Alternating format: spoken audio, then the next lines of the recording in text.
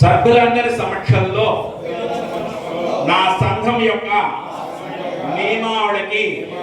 కట్టుబడి నిబంధనలతో రాజ్యాంగ ప్రకారము ఏదైతే రిజిస్టర్ చేసుకున్నామో వాటి ప్రకారము మన సంఘం యొక్క బైలా ప్రకారము నేను శిరస వంచి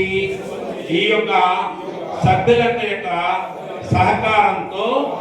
ముందుకు నడుస్తాను కనుక మీ అందరి ముందు నా యొక్క మనస్సాక్షిగా నేను మీ ముందు ప్రతిజ్ఞ చేస్తూ ప్రమాణం చేస్తున్నాను.